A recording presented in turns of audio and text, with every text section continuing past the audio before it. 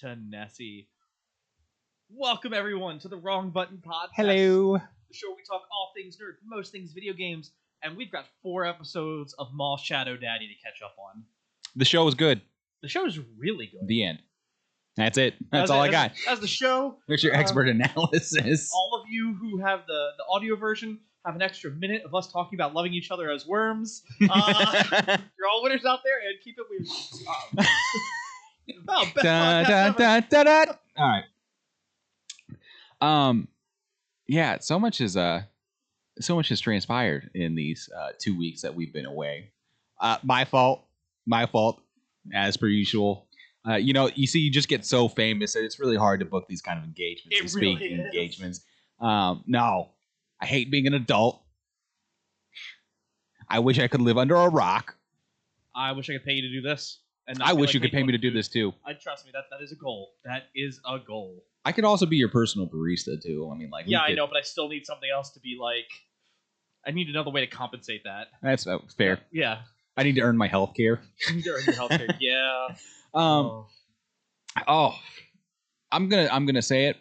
This is not a hot take, but I'm gonna say it. Maul is the most beautiful animated Star Wars show yet.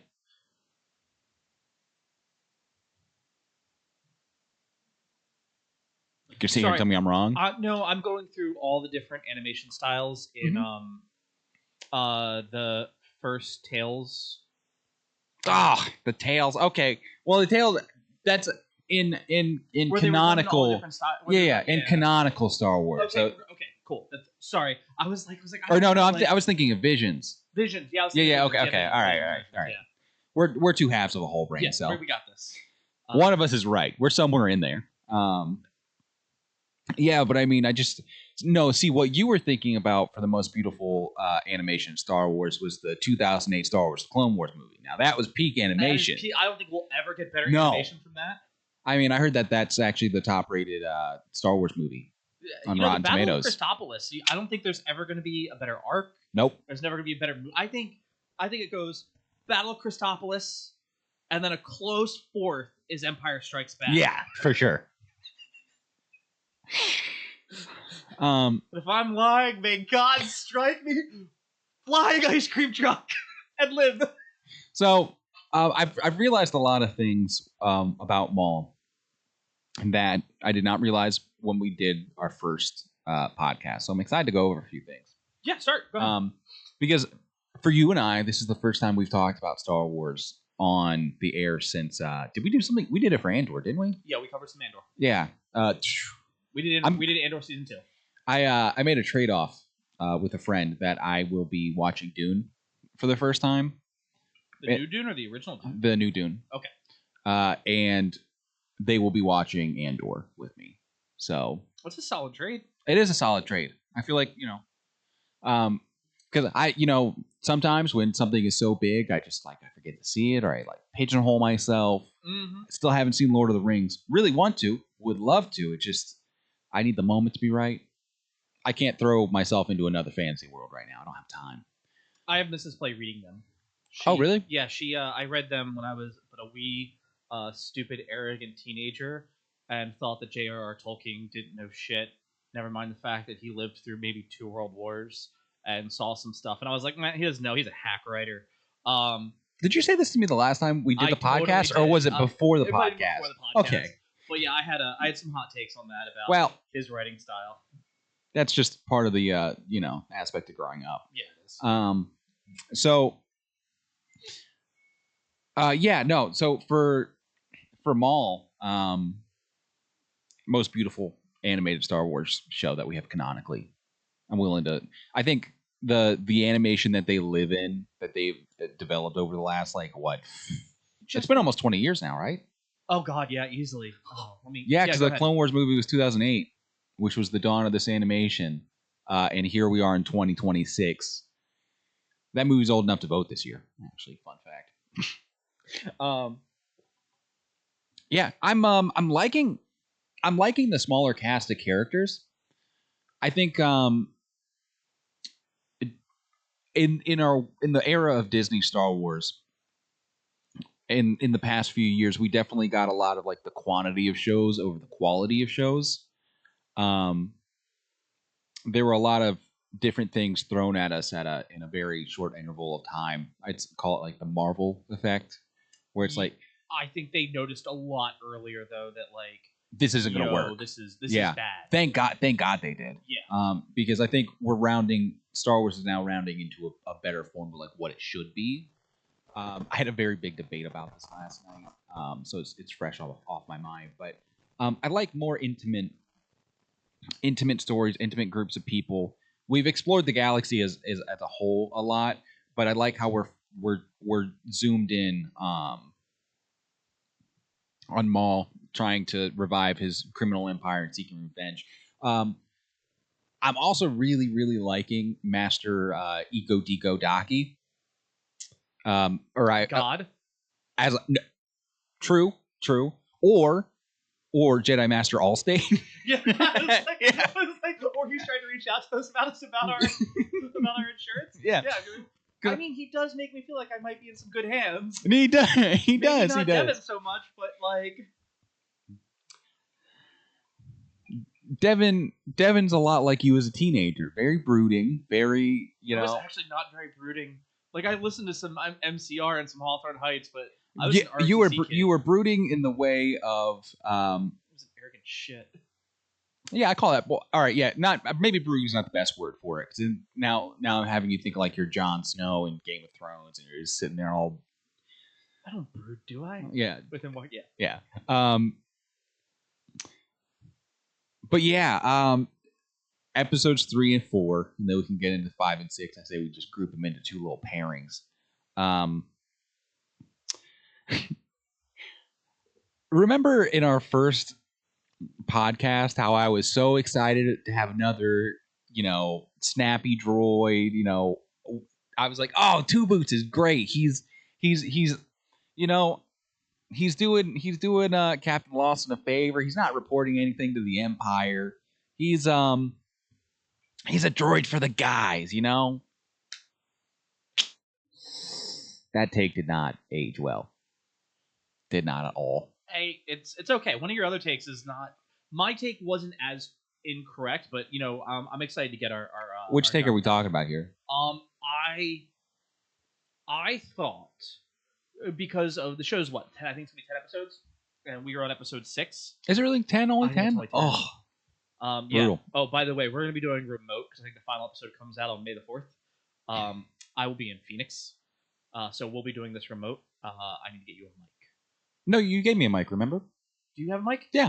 Okay, everyone else got new mics. So I have your old silver one. Okay, so. if you need a new mic, let me know. Everyone else got new mics too. No, I don't think so. Okay. And I mean, I can always do like the pretentious thing and like put an AirPod in and be like that guy, That's true. You could just get me on a FaceTime call. I can be someone. we can totally make that.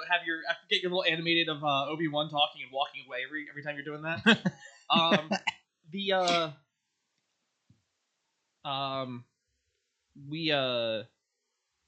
I thought that Devin was going to be like Master Allstate was going to turn his back, and I was like, okay, he turned his back on her. She's going to turn his back on him, and we're going to be like Darth Talon. Yeah. Right? And I was a little convinced because I was like, we got 10 episodes. Mm-hmm. I know they got renewed for another season, but that doesn't always pan out. So I was like, if you want to hook people, they're gonna need to roll into like her tattooing herself like tomorrow. Yeah. And I think that could work. I was like, that's what's gonna be. I am so incredibly excited. We've never seen Sith teaching. We've never seen Sith training. I know we saw like Count Dooku go like, Savage, now be stronger. Yeah. But like, Savage was never going to be an apprentice. He was always going to be a tool. Yeah. And so now I'm like... He acted like a tool, too. He was a good tool? He was a good doobie. He was a good brother. He like... He was a tool. He was still a tool. He was still a tool. You can be a good brother and still be a tool. That is very true. And he got the Captain Rogers treatment, by the way. You remember how skinny he was when he got introduced, and then he got like that he got the Night Sister magic. he got that Night Sister. I swear it's not. He's. What are you talking about? He's all natty. There is no Night Sister. Yeah, he's there. the Barry Bonds of Star Wars. But yeah, so yeah, I guess you and I both had bad takes. We had incorrect guesses. Maul being nurturing, and that is the only way I have to. I didn't say it was good. No. So I guess this is what this is. We're gonna dive into it. That first one is gonna be what? Whispers of the Unknown. Yeah. Which to me is like has two really that's the one where yeah, okay, good. Where Devin gets out at the end of episode 2 and walks in, and Maul's sitting there. She's like, "What is this?" And he's like, "It's Darjeeling tea. Like, it's delicious." Yeah. It wasn't. It's the quenchiest. He's like, "It's tea. Would you like some? You know who I am. What is your name?" And she's like, I'm Jedi. Yeah, He goes, look, you don't think I don't know what people talk about me? I know who I am. If you'd like, I can be that way. Or we could sit down. We could have a civil discussion over some tea. Like, here's some tea. I'm not. I'll tell you some of my grand plans. Like, look, I learned how to sit like this from the master, the guy who made me half the man I am today, and I'm just gonna be coming back. And that's where it's gonna sit. I was like, I know that Sam Witwer's like, Maul is very smart. He is this. He's not a barbarian. Yeah, I mean, he was Palpatine's first apprentice for a reason. I guess because like, because like, it was very much like the Star Wars that like you grew up on, was very like villain of the week Star Wars, where it's like, okay, we know the Emperor has to be there, cool, because I've seen 4, 5, and 6. But then it's like, okay, first we have Maul, and it's like, oh my god, and Maul's dead. Yep. And then we have Dooku's dead. Then we got this Grievous dude, and he just abandoned ship, and like, but this is the first time where I'm like, but who is Maul as like a character? Because I would say up until the final season, I didn't really feel like he had much of a like, this is who Maul is as like his own leader. Yeah, that's fair. Yeah, the development we're getting with Maul, beautiful thing, because yeah, you're really right, because he had his revenge arc in the Clone Wars, and then he had his manipulation arc in Rebels. He popped up at the end of Solo, which was that was cool. Would have been nice to get a second one of Solo, but whatever. I'm not bitter still at all. But yeah, I'm never gonna say no to more Sam Witwer being Maul. Like that's more, please. I'd like some more. A coward for not also voicing Morak, so that way they can talk to each other. We're getting there. We're getting there. Okay. Sorry. Yeah. It's. I think I'm just as surprised as you are that Devin hadn't given in yet to Maul. She's so angry for a Jedi. She's just like, I get it. I would be a little angry too if all my friends got slaughtered across the galaxy at one time and then sent me into being destitute on the streets of a planet they were just passing by at the time. But I get it. So I get it. I'm thinking she's the same age now as Ahsoka was in Christopolis. No, older. Is definitely she older? Yeah. I mean, because Ahsoka was basically like, I thought she was like 12. I mean, yeah.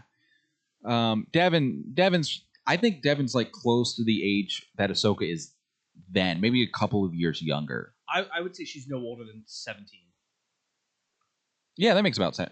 Like 16, 17. Yeah. Like, because she enough to like understand the high school drama between Lawson's kid and her, and like still have that rapport of like, we're the same age, but I think maybe we were a little different. Yeah. It's asshole. Really like her. She is an asshole. I love a good character like that. I mean, she's an asshole, but she still knows, like, good from bad. What is it with Maul trying to manipulate teenagers, man? So, I don't think Maul is. Okay, hold on. Let me walk this one back. Back it up, buddy. Back it up. Okay, I don't. So for me, with Star Wars manipulation, it's I go to the if Star Wars Episode 3, if Anakin was like 10% smarter, where he's like this thing. Oh, you mean this tale to seduce Jedi to the dark side because it promises an ultimate power that you can't like fully back up, right? And when this to me is, I'm in trouble. So many people have done that too, where it's like, I'm sorry. Anakin could really just piece that apart. He's such a dumbass.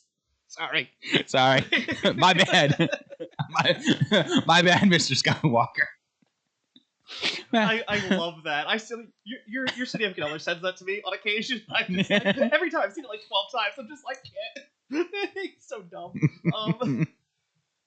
But how do you know this?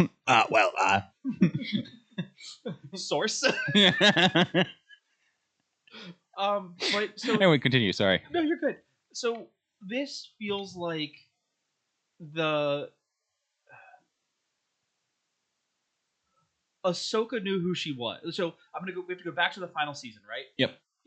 Maul does nothing but tell the truth to Ahsoka in the final season. Like, what do you mean? Yeah, he'd all pieced out. He's like, he goes, I don't think you understand how fucked it is. We needed Skywalker here. He can kick my ass all he wants, but if he's here, the problem stays pretty small, right? Yeah. And Ahsoka's like I'm gonna kick your shit. I'm gonna kick. You don't talk about my big brother like that. And it was like, okay. So he tells the truth to Ahsoka. Yeah. Ahsoka already knew the Jedi were flawed. Yep. She already had her opinion, but she's now also had some like experiences outside the Jedi, where she's like, people are like, no, you're the Jedi that we should be. Like you came down to this shitty level and you helped us out. You didn't, solve problems. Yeah, thank you for looking out for us, because the Jedi haven't done that in a number of years. Yep. Lapdogs of the Senate. Yeah, so Ahsoka's like, fuck, this is really bad, but she's also fought a war against Maul. So she's like, look, I'm not saying that the Jedi are great. I'm not even saying they're good. Yeah. But I am saying that, like, hey, man, I know what you've done, and I don't like you going like, you and me, we're the same. You see? Like, I've got my red lightsaber, you got your blue lightsaber. You were a child soldier, I killed children. Like, it was... You and me, we're like this. We're like this. It's how this goes. So that obviously, but like, yeah. Ahsoka heard him out. Yeah. She didn't listen, but she heard him out. Yep. Devin, now we're getting to, okay, Devin believed in the Jedi. Mm-hmm. She was a Jedi. Mm-hmm. Shit went tits up, and she's like the hers is the crushing reality of, I'm Ahsoka. You're right. I might be Ahsoka's age. Nothing like that happened to me. So the Jedi's still good, and now it's down. And you have Maul coming along, like, hey, you've got power, like. You don't have to live like this. You don't have to live like this, and like, we can teach you. Like, shit's not gonna go well for me if I'm the only Force user out here. Like, I know what's coming. I know what everything is planned. I need some help. And he approaches her and is like, he's like, look, I can be the barbarian that you think I am, or fucking just, this is Jarling tea. It's really good. I don't skimp. Have some tea with me. And she instead... You know how many Syndicate members I had to kill to get this tea? All they had was spice, and I just wanted tea. Yeah. Yeah, I fucking... that entire interaction was great. I loved it. Yeah. I mean, that's pretty much like the bulk of the third episode, too, was the, like, establishing the dynamic between Maul and Devin. But then also you have the cutaways to Lawson. And Uncle Docky. Yeah, and Uncle Docky. Great name, by the way. I knew the second, and I'm not sure if it was actually in the third episode or if I think it was the fourth episode, where where Devin's or not Lawson's kid has his sports ball game. Mm-hmm. It's like Pie or lacrosse. Oh yeah. I want to see that game right now. I was sitting there like while he's playing this game, and like his father's watching him, and he like scores or whatever. And I was like, man, this planet's never gonna be the same. This is gonna be the last nice moment that these people have. For being a detective and for being a cop, Lawson took the bait so quickly that Maul set up for him. He was like, oh, we know where Maul is. We're gonna get him. Not a problem. I'm not saying Two Boots is right, but this is so massively above his pay grade. Mm-hmm. You're dealing with main character aura. I'm sorry, Lawson. This man was in the movies. You gotta understand that. Yeah, you weren't. I know who you were until like 2 episodes ago. Yeah. So I get wanting to keep the Empire off the planet. I really do, but man, he's bullying the Pikes, man. The Pikes. The Pikes are like one of the most feared bodies in the galaxy. He's cutting them up like sushi.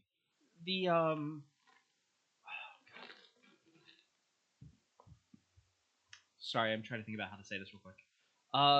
With words. With words. Preferably. All the words. The best words. You should start miming it to me.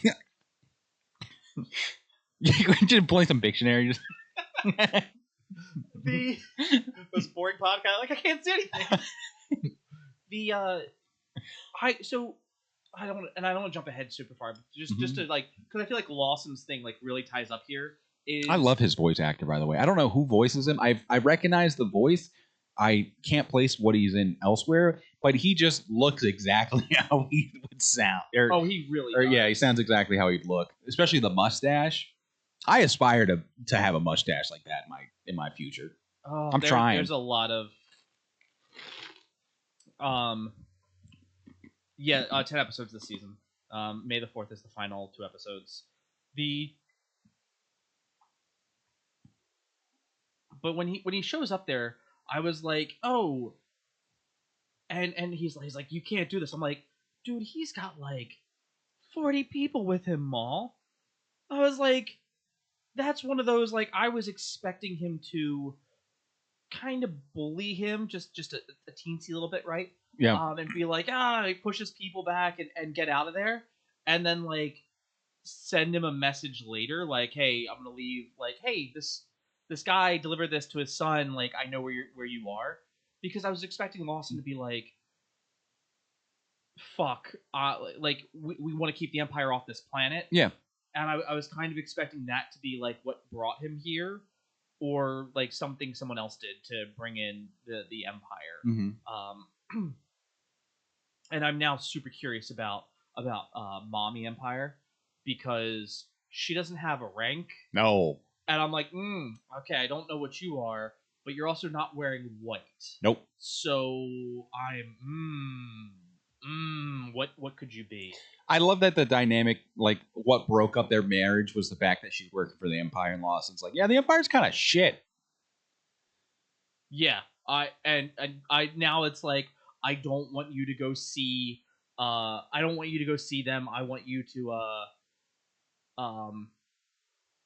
I like I'm like, oh, okay, I can see what happened here. Yeah. Also, like, maybe a little bit of infidelity on Dad's part. Just saying. We'll get there. We'll get there. Okay. Have you seen Puss in Boots: The Last Wish? No. Go watch that. And I will find. I'm not as well versed in the Shrek world. I've seen the first 3 Shrek movies. Honestly, much like Andor, this is just a good movie. Okay. That's. But he's the wolf in that, and like. Oh, really? Okay. Yeah, that's our Lawson is. I was looking to see what else that he's in, because right now he's in a lot of telenovelas, and I was gonna say because he's a Hispanic actor. Yes. Let me tell you, I'm a slut for a good Hispanic actor. All right. I don't know if you guys have ever watched I'm Plugging El Barco. Great Spanish telenovela. That show was hot. More. Watched it in a college dorm room when I was like 20. I wanted to learn Spanish. It's about a ship that survives the end of the world. Oh, okay. And they're like continuously on the ship, and it's great. That sounds really interesting, actually. It was hot. It was so hot. Anyway. And before we jump off this episode, can we talk about Maul's fight with Devin? More like a whooping, but it was an entrance exam. Yeah. Because he sits there, and he's like, okay, you're gonna run.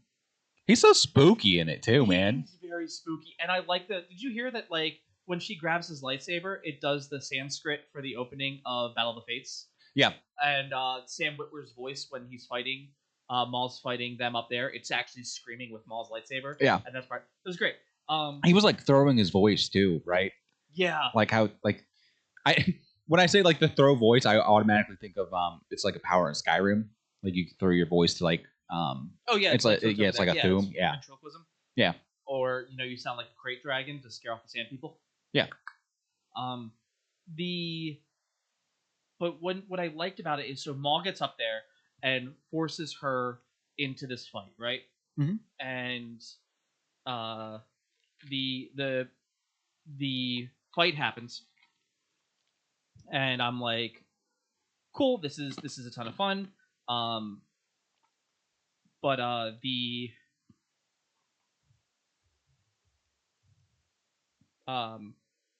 sorry, the video froze for the people on Twitch. They can't see my beautiful face no, anymore. I already fixed it. I hope so. But when he sits there and fights her, his stance is more akin to Dooku's, where because he sits there and he like goes up, and then he sits there and she comes and he's like, okay, come at me, wham, wham, and it was very much like what it was when Anakin comes in and goes, oh, double the or like more the arrogance, twice the fall, or whatever it is, and he fights her in this appraising type way, to where I'm like, you're not fighting her, you're like, okay, where are you? What can you do? Yeah. Yeah, let me see how this is going. And then, which is so disrespectful too, by the way. So, because she's trying her hardest. So it's one of those things. Like, hold on, let's talk about the fight. Like, she's trying her hardest. Yeah, I just like big brother little sister kind of energy, or like Master Apprentice. Yeah. But and it's like, but he's not swinging at her that hard. No. And this is my other reason why she has to be younger than Ahsoka, is because like. Ahsoka comes in, Ahsoka 1 should be dog tired. She just jumped from orbit, and I'm not, like, jumped in from orbit, beats the shit out of a ton of people, crash lands, and then walks into fight. Like, that girl should be tired. Nah, she got the rest being away from the Jedi, though. She was fresh. She was fresh. Rex should be tired. That man was fighting the entire goddamn war. That's why during that when they're racing to the surface, that's why he didn't get there, dog. He's tired. He's old and he's slow. He's like, I wasn't on vacation for the past couple months. I was actually doing stuff. Yeah. Some of us weren't on PTO. Yeah. Some of us had to man the fort. And to watch it here of like, she's also climbed to the top. Yep. So okay, she's now tired. I want to think that he's like he just walked counterclockwise and like walked like across the way from her and then got there and like hopped up to be like, ha, I did the same thing you did, or I jumped, but he's just walking her back. Yeah. Gets up there and is like, okay, cool. And he appraises how hard she fights. Mm-hmm. And then I like that she gets over him and leaves, and then he's like, cool, boom. By the way, I need that back. Devin. And I was like, ooh. Question, because I can't quite remember. Mm-hmm. Did he get this lightsaber from his mother, from Mother Talcin? That's a great question. I was thinking that maybe it would have been Savaj's old lightsaber. Maybe like that's what he was rocking. I'm not exactly sure of the answer where this one's, because I'm wondering if like the crystals are like, hey, they got some Night Sister juice in them as well. Yeah. And it lets him to like, well, he gets some tie to the magics. Where did he get it in the first place anyway? Because last time we see Maul in that point was like he was making his way off of the Venator. He didn't have a lightsaber then, because Ahsoka was like, no weapons. Yeah. I don't want you to win. I Yeah. just fucking Like, love good it. luck. God, Fine. I'll rewatch Clone Wars. I'm. Is that okay? Yeah, we don't know where he got this. Okay. So that I'm actually really curious because I want it because I also don't think he was fighting with. Was he fighting with a double-bladed lightsaber at that point? Yeah, he fought with the double-bladed lightsaber during the end of Clone Wars. Yeah. Which is after Sidious kicked his ass. Okay. Yeah, he switches between the two. Yeah, he does. So I kind of like that he gets the Cal Kestis. I was like, damn, that's actually like, God, Cal Kestis had some good ideas. Yeah, just, oh my God. yeah, I was like, oh cool, Maul's coming back, and I'm like, yeah, I really didn't care. They put so much intrigue into Maul that I'm like, okay, you are worth caring about as like one of the last, I'm gonna say like actual Sith that we will see. yeah. I don't count Dooku as a Sith, and I don't count Vader as a Sith Lord. Both are fallen Jedi. Both are fallen Jedi, whereas Dooku was trained as a Sith, and like that, and that's why I'm excited to see this. Like that training has to be different than, oh, you're a fallen Jedi. Let me give you some like, here are some dark side powers. Have fun, you little scamp. Yeah, yeah. Maul was trained from the start as a Sith. So, yeah. So that brings us into episode 4, where like they've done a really good job in Star Wars over the last couple of years of executing suspense. Andor, of course.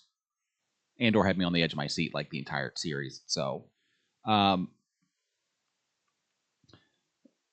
but episode 4 was where Two Boots was really mouthing off to Lawson about like, hey, we need to call in the Empire. This is out of hand. We don't have the resources to deal with this. Which again, he's not wrong. I hate that he's bringing it up because he's a droid, so kind of has to. You can only go as far from your programming as you can. Unless you are too, then you're just a gangster all the time. You do what you want. But when they're in Lawson's cruiser and they're having this conversation where Lawson's still trying to keep it local, keep it on Janix, and Two Boots is like, we need to call the Empire. This is not going to end well for us. It's not protocol either. It's not protocol. And Lawson's like, yeah, well, this is an order, Two Boots. You can't supersede my command here. I was on the edge of my seat for that. I was like, man, this is all about to go up in smoke. I just, the Empire's going to end up showing up, which show up they did end up doing. For the dynamic leading into the failed raid, because you had Maul going after the Pikes and in the episode 4, right? We did. Yeah. I love. Okay. When did you know that wasn't spoilers? When did you know that wasn't Maul that came out of the ship? Oh, instantly. I was the second he was like the second Bimo Wemo what's his name? Oh, what's that little asshole's name? Lil Vario? Vario, yeah. Vario. The second he goes, he made me do it. And I'm sitting there listening, I'm like, oh, there's no music. Okay, yeah. It's this. Okay, I don't know who's coming out of that ship, but it's not Maul. No. And then it's just like Maul drops down, cloaked, and like I was like, that wasn't dramatic enough. That's not Maul. Where's the drama? He didn't have a stereo with him. And then he like sits there, and you like the pew pew happens. Mm-hmm. I'm a little bummed because I know it could get overplayed very easily. Yeah. I'm a little bummed that like when he's in the ship or when he walks into the thing, Duel of Fates and start playing like what? And then he does the cool like force like kill. Yeah, I was like, man, Duel of Fates would have sounded really cool right here. It's because Duel of Fates sounds cool everywhere. Really cool. It's like the Halo song. I love how he just cuts through Pikes like Swiss cheese, though, because I mean the Pikes have been built up in so many other aspects of Star Wars where it's like you don't want to cross them or you're dead. Good luck. And then Maul's over here like, hey, you guys betrayed me. Forget you guys. I'm cutting your head off. You're getting stabbed. You know, he does regime changes so easily. Should call him part of the United States. But he kills. I can't even remember the Pike's name because he's just so insignificant and dead now. But he like points to one of the guards after the fact. He's like, "Hey, congratulations, you're in charge. You answer to me, and if you don't, I'm gonna kill you." That's a pretty easy thing to follow. Like, oh, hey, this guy just like came in, slaughtered a whole bunch of our guys, killed my boss. You know, I think I'm gonna listen to him. And I do like that's like Lord Maul. Yep. Like it was very, yes, Lord Maul, sir. There's an episode. There's a movie from Team 4-Star for Dragon Ball Z Abridged where the Lord Slug comes in and it's just discount Piccolo. So the one guy goes like, "Yes, King Piccolo," and then he gets killed because it's Lord Slug. He goes, "Yes, Lord Slug. My immediate humbles Lord Slug is my approximation Lord Slug. Blah blah blah. Go Team Slug." He keeps saying Slug. And so I was just like, I got a wife and kids now. I gotta put food on the table. Yes, Lord Maul. Go Lord Maul. Shadow Lord Maul. You see, I don't have plot armor here, so I just got to do what I got to do.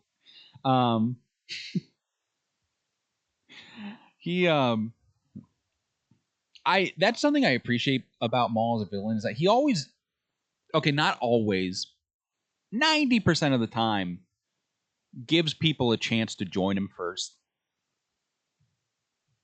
Like he doesn't kill on the spot, you know. Like he's not out for blood unless it's Obi-Wan. No, not even with Obi-Wan because he just likes to make Obi-Wan suffer. But like he was gonna kill Vario, but Vario he's like, hey, I'll do whatever you need me to do. Like let me just redeem myself. Although he's still not long for this world. That little guy's gonna get killed. I see him making it a lot longer than like. I give him halfway through season 2. Okay. I respect it. But with and it's on full display throughout all of Maul's time in Star Wars for the most part. Like he's tries to get Ahsoka to join him. Ahsoka says no. Tries to get Devin to join him. Devin says no. Later on in his life, tries to get Ezra to join him. Ezra. Kind of. Ezra, he's this misguided youth. Little street rat. I like that aspect about Maul. Like Maul's not kill right off the get go. You know, he's like that's because he's a former Sith. He's not a current Sith. I think I'm different. He's just a little upset at Kenobi. Kenobi just took a little bit more off the top than Maul would have liked. I think you mean a little bit more off the bottom, but okay. Potato. Maul just has a very large Napoleonic complex at this point. You know, there are people who do think little of him. You did say he's half the man he used to be. But yeah, so when you mentioned the possible infidelity on Lawson's part when they're meeting the I can't remember if you could refresh me on the name of the woman who is she's like a smuggler, a gangster, a syndicate leader, whatever. I don't know her official title, but she's involved in the underworld. Yeah, she runs like a casino. A casino, yeah. Yeah. And like Lawson has like a truce with her in the name of information and stuff like that, right? Which makes me really think, well, maybe she's never killed like his officers and stuff. Maul obviously has. But it's like, I don't think he has. I don't think Maul has killed one officer. You're lying, right? No, what? Hey, he started the series doing that. Oh yeah, he did. Yeah, he did. This was the thing. He slaughtered all those people. Right, my My bad. My bad. Look, the drama is what had me. I forgot what else happened. You forgot the capital murder that he committed. In my defense, it was a really good entrance. Yeah, it was. But I was like, Maul has a point, and like he even tried to negotiate with Lawson. Like they both hate the Empire. Mm-hmm. And I'm honestly kind of surprised that Lawson didn't at least consider the offer more, but that's because he's just too. Reyna Sol. Reyna, okay, yeah. Who is just she is just oh god, I just lost what they are in from Mass Effect. She is literally just an Asari. Oh, okay. Like that's what it looks like. The have you played Mass Effect?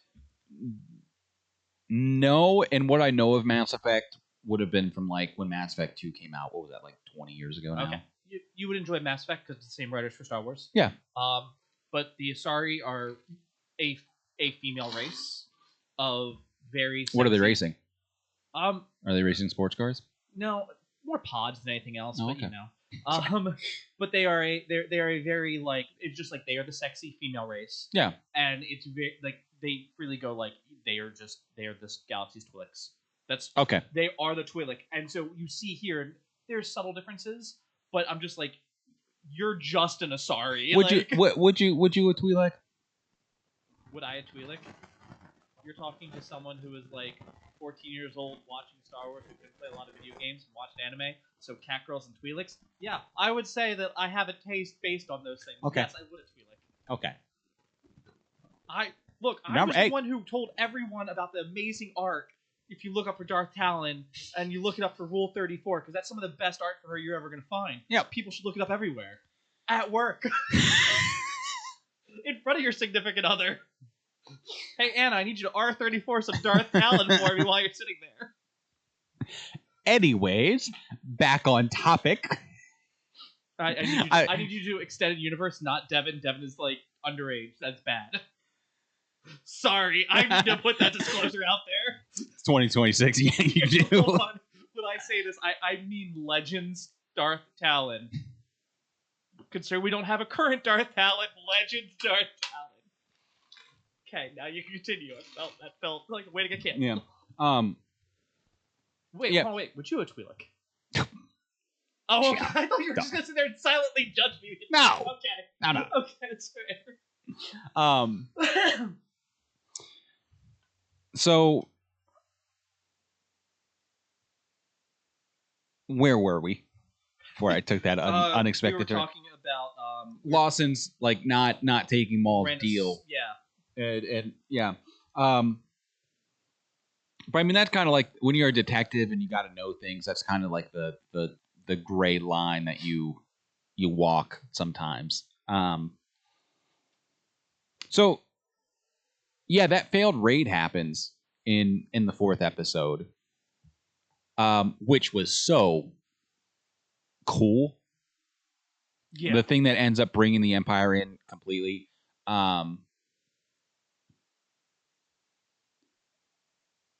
We get the scene in the police station where Two Boots is again like protesting, like, "Hey, like I need to contact the Empire. You know, this raid's not going to go the way you think it is." And I think the chief comes in at one point too. And she comes in and is like super duper happy to be like she watches him walk out, the only survivor. Yeah. And well, she's at first like she had like tipped off Lawson to the fact that Two Boots had like gone over his head to tell the chief that we need to contact the Empire, which, man, come on. You can't do that to your partner. You can't. Whatever. If you're on the beat together, you can't be doing that. You gotta watch out for each other, you know? Two Boots is Two Boots. Two Boots has two boots, which is why his name Two Boots. The only problem, those boots aren't regulation, droid. We're getting there. Hold your horses. They're really strong. But yeah, I think it's right before Lawson goes on the raid where Two Boots attempts to contact the Empire and Lawson deactivates him. and like leaves him in the. I booth. was gonna say the same thing. Put him in a closet or something, man. I did have a bit of a problem with that. So did I. I was like, that's shoddy work. I was like, I don't like. Okay, you deactivated him. Hey man, 2 boots needs a charge. I don't know what happened. It looks like he switched off. No man, he needs a charge. Yeah. That's a closet, just with the broom in front of it now. Let's just leave him there. Yeah, I had such a problem with that. I was like, man, he's gonna get turned on and tell people what happened. Oh, hey, hi Empire, this is who we're dealing with. Yeah. Dude, just smash the computer too. Yeah. Spill his coffee on it. You had so many options to stop this a little bit. Lawson cannot live without calf, by the way. Say again? I said Lawson cannot live without calf. I love that they introduced coffee into Star Wars more. Just they did it in Warhammer. It's just called recap, and it's just coffee.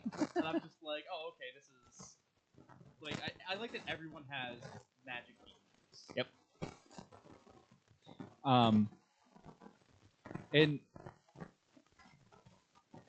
you have this like early point in the series. Well, I guess actually technically episode.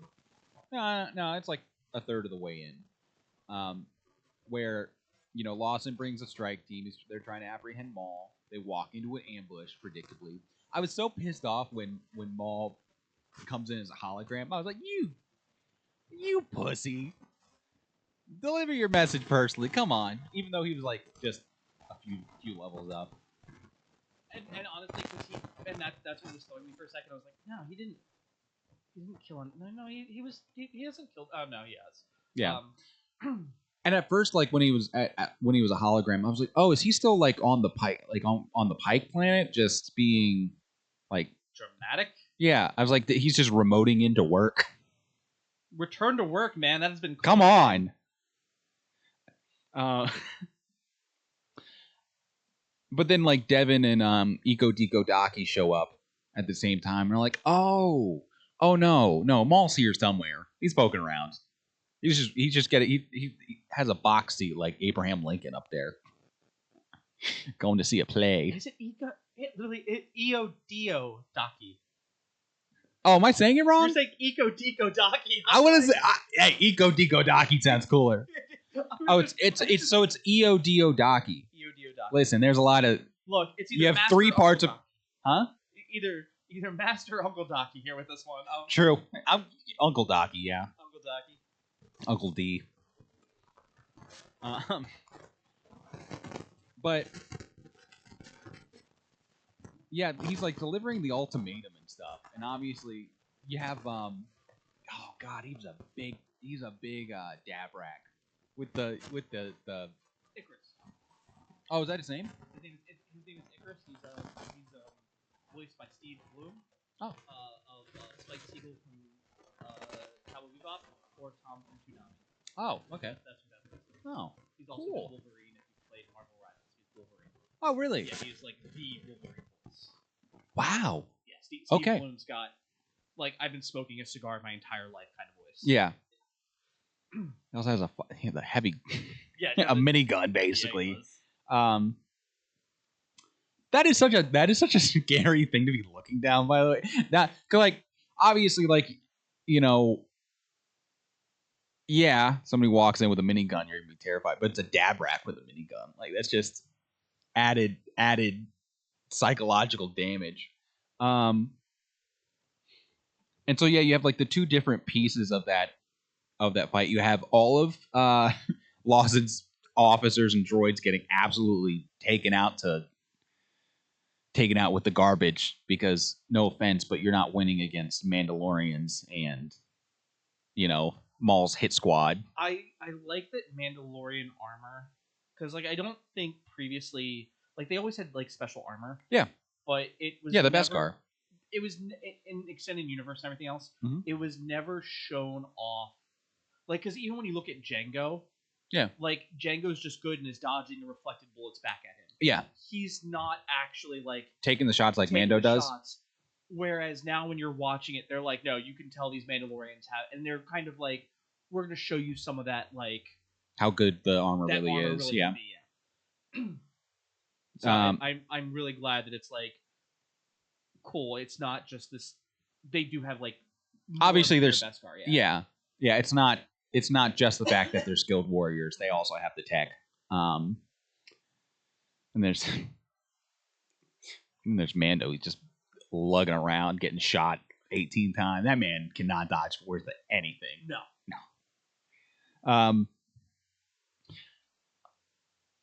Devin and Uncle Docky confronting Maul.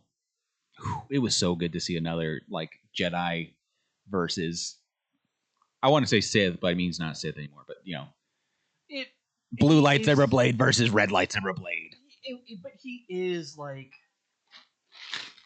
he is the only other Sith Lord that we see fight. Like you I don't count, like I said, don't count Dooku, and I really don't count Vader as like a Dark Lord of the Sith. And Palps is retired. He's just rolling over the galaxy. Yeah, well, we got him in 3. Yeah. So we got to see that.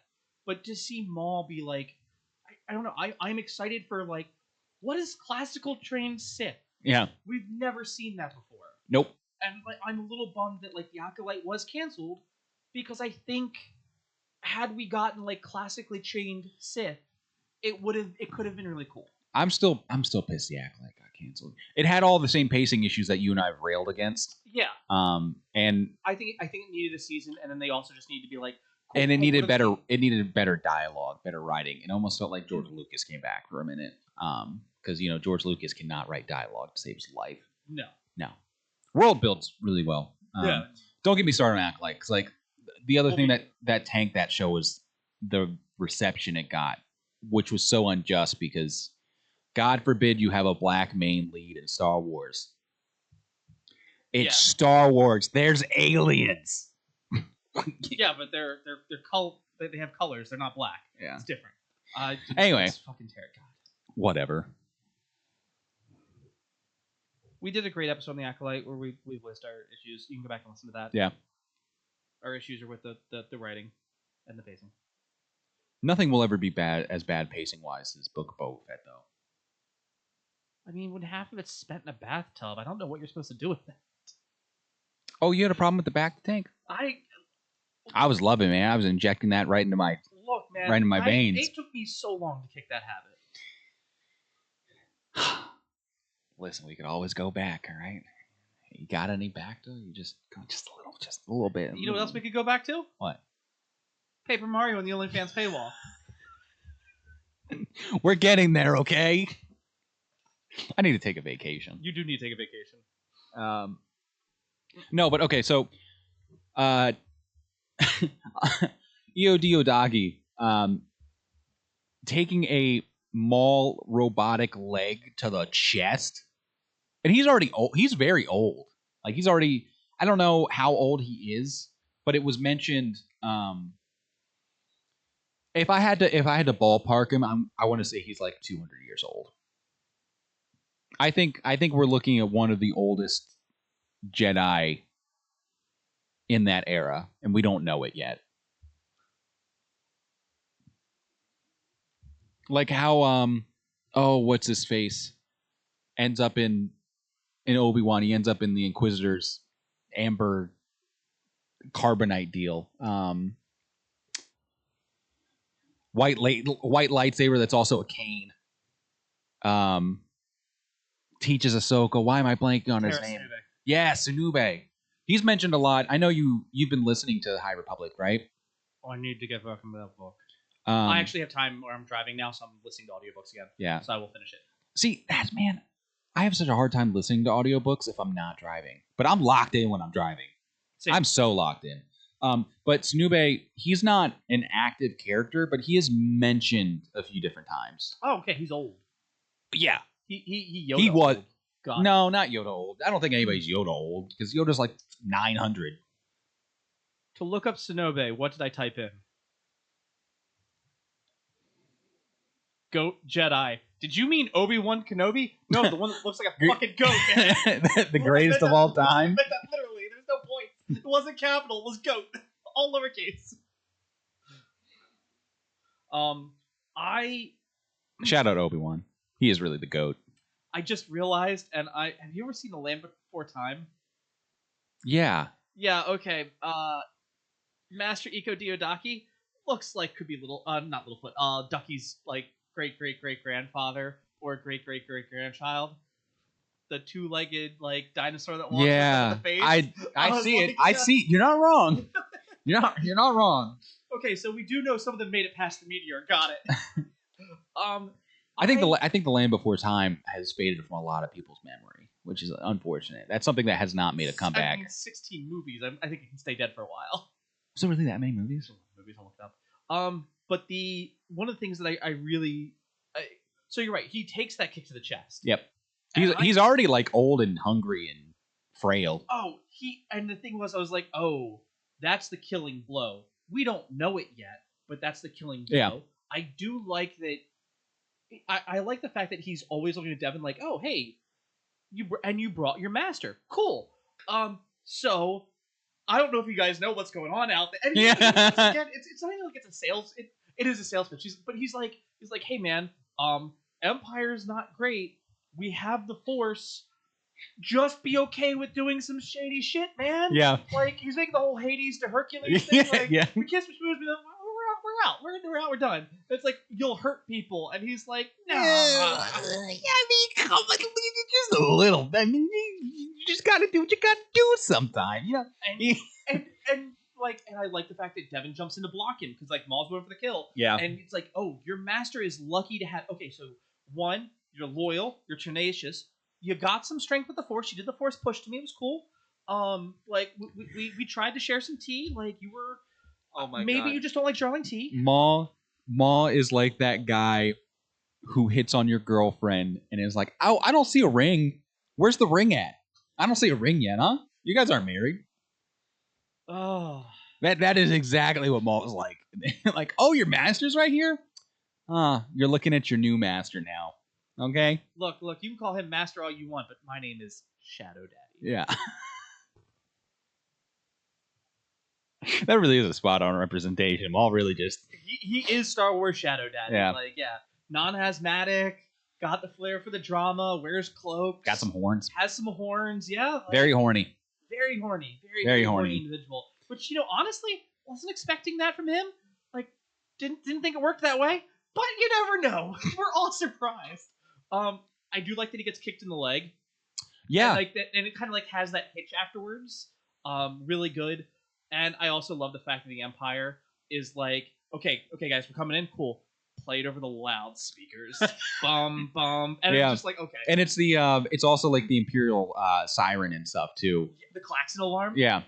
I like the fact that it's like the droid comments on the music too, because you hear the music, he goes, "What's that sound?" And then goes, "Oh shit, they're here." And I'm like, okay, so we all acknowledge that there's sound in space depending on what side you're on. Yep. At first, when they were showing the Star Destroyer showing up over the planet, I thought for a split second it looked like it was one of Thrawn's, and I was like, "What?" Because I thought it was like the was his flagship Chimeria? Plus, yeah. Or yeah. Because I thought I saw something on the bottom. I was wrong though. Yeah, getting into episode 5 and 6, which I thought were fantastic because shit really just hits the fan. It hit the fan so much quicker than I thought it was gonna hit. First of all, we see them come down in gunships, but then you have the TK troopers. But it's still and this is where I'm kind of getting confused of where this is. Yeah. Because well, Rebels happened over like the entire span, didn't it? No. Rebels, I think, started 3 years before A New Hope. It's really close to the. Wow, Ezra just got a really wicked growth spurt. Yeah, I mean, that's what happens in that like age. Okay, when he's in the age that's range. Fair. Like it feels like he grew up really fast. Yeah, well, you come back from summer break and you're fucking 6 foot and you have a low voice. That's true. Like that. So the oh my God, little Timmy. Yeah, that never happened to me. Sup, ladies? Yeah, it didn't happen to me either. I fucking lost that. Didn't get that genetic lottery. Nope. I only got a raspy voice when I smoked 2 cigars in a day. Yeah. Here we are. Yeah, doing a podcast without sultry voices. Welcome to the Wrong Button Podcast. Ooh. Getting very sensual tonight, huh? I am. Because it was, but that was what confused me, because I was like, okay, they come down in gunships. Yep. but it's not the TK armor of A New Hope. No, it's still the like. We're somewhere in like the second season of the Bad Batch, I think. Like we're in the active Bad Batch timeline.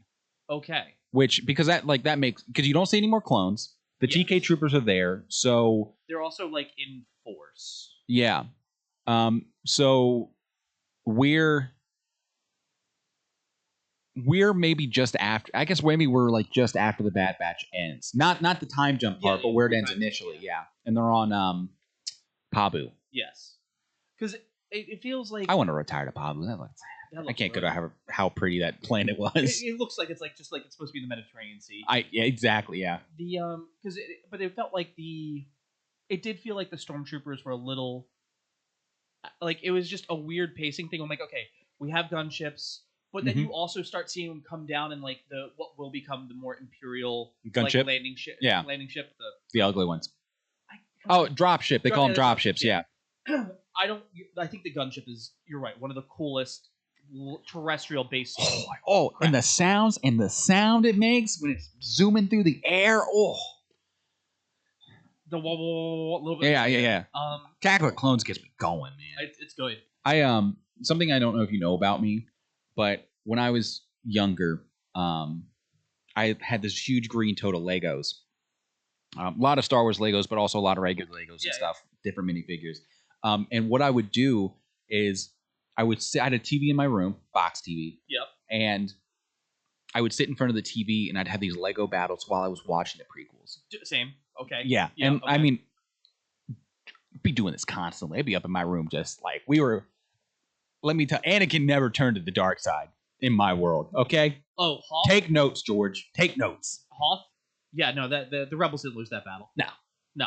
That like for me it was the Snowspeeder was the coolest. I still think it's one of my favorite ship designs. Oh, dude, yeah, the Snowspeeder, gas, straight gas. Yeah, just like but like Hoth, yeah, no, because it's one of the few battles. It's like I don't mind larger scale if they want to do some larger scale, but like if you're gonna do that, give me a battle somewhere. Yeah, you can give me small scale or like a bunch of small scales on that battle, but get like I love me a big Star Wars ground battle. Yeah, that we don't always get. We don't normally get ever.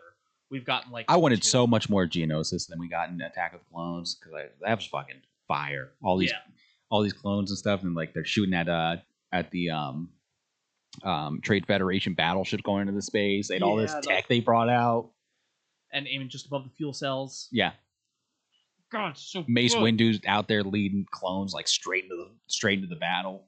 And that's why we love Clone Wars so much too. Is that we got a lot of the large scale battles in Clone Wars. So. But anyway, pivoting back to Maul, sidebar concluded. The Empire coming in, and Lawson's like, 2 boots, you moron. You have no idea what the fuck you have done. Yeah, and he's so happy about it too because like that's just in his world he solved the problem. Yeah, he's like I forgive you for turning me off. Yeah. Just like you'll forgive me for calling the Empire. Exactly, it's a 1-for-1. Yeah. He's like, now it's like we were ill-equipped to deal, we were ill-equipped to handle this issue, and we welcome like the Empire's assistance. And it's like, well, yeah, I'd think like that because he's a droid. Yeah. And Lawson's like, trust me, man, you don't understand what you just did.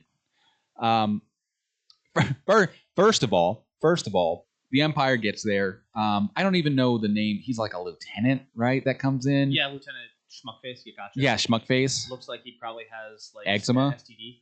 Oh yeah. Oh, that's better. He's dealing with some syphilis. Oh, he also their pants are like Episode 4 Nazi pants. Yeah. Like I was like, oh, okay, cool. We're calling a Nazi a Nazi. Okay, yeah. Good on Star Wars. He reminded me a lot of the officer in Bad Batch, actually, that Crosshair kills after he. Yeah. Yeah. Same. It seemed like the same design, same blonde prick. Maybe it's his brother. Runs in the family. But they go to interview the chief. She's dead, right? She's dead. She's dead or locked up somewhere. Permanently, permanently reassigned, right? It's what they. Yeah, that's what they called it. She's at that planet. She's where Andor spent like 3 years. Oh yeah, building Death Star parts. Yes. Yeah. Which is sad, 'cause I like your character. Witty police chief. Yeah. Yeah. That scene where Lawson gets dragged in there too. So, yeah, And getting into there. Yeah, seeing her finger. Yeah. Oh God. That's Dead. metal. It's not even like a wood. That's not like our that's nice metal, wood. man. That is metal. That she is like. I'm like, oh, you're doing the fucking thing to her. Yeah. Except she actually doesn't have anything. She might not be there. She might be dead because like. Probably dead. I think if she's dead, it's like just take her out and kill her because there's nothing like there wasn't something to get, so you kind of just scooped out everything. Yeah, she was not forthcoming with what they wanted to hear. Yes. So I mean, yeah. I think it's more menacing just to have the claw marks on the table and you never see her again. Yeah, so that's a much off-screen death like that. Yeah. We get introduced to he's the first brother, right? Yeah. I always thought it was named Merrick. I think it's M-A-A-R. I thought it was M-A-R-R-O-K. Yeah. So it was really cool because this is the first time we see him as an Inquisitor. Because remember, he's in Ahsoka. Yeah, and you know who plays him? Sam Witwer. Coward. Yeah, but he's in Ahsoka for like 20 minutes tops, right? If anything. Talk to yourself. I know. Let it go. Sorry, go ahead. Maybe you should like DM Sam on Instagram. DM Sam to be like, hey, Coward, why didn't you why didn't you play both? Yeah. That is a great, honestly, why not? There are people who have done it. Yeah, I would have loved it, but hey, if Lindsay Lohan can play twins in The Parent Trap, you can voice yourself. Yeah. Talking to each other, okay? No, but the introduction to him behind Lawson, just like, the goosebumps. He just appears out of the darkness right behind him. Now, I mean, like, I wouldn't have guessed it was him. You let me know that it was him. Like I said, I hadn't seen any of the trailers or the spoilers or anything like that. So, like, I knew who to expect. He's a cunning little Inquisitor, isn't he? And also, can somebody get lost in his calf, please? You're not going to get answers out of somebody without some calf. He's like sitting there like complaining about not having calf in that interrogation room. I am so Marok, first brother. I don't care. Yeah. I am in the grand scheme of things, the Inquisitors kind of befuddle me. Okay, why's that? So one, we've got the rule of two. Yep. So they're not Sith. No. They're not. They're like somewhere between like senior Jedi Knight and Padawan. They're with tools. With their training. Yeah, but they're tools. They're tools. Yeah. And when like Cal fights them, like they push, they pull, they throw their already spinning lightsaber. Yeah. Ahsoka makes chumps out of them. Yep. When you get really good in Jedi Survivor and Jedi Fallen Order and the frame rate's working and it's not like you can parry the shit out of them. Yeah. And you might as well be Ahsoka.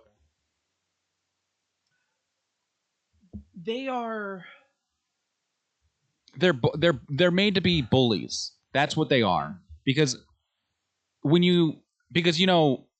and I think it's more so in the comics, like the Vader comics, like he goes after the high ranking survivors of the Order. You know? So you're just saying these guys out against Padawans, I guess? Kids, yeah, basically.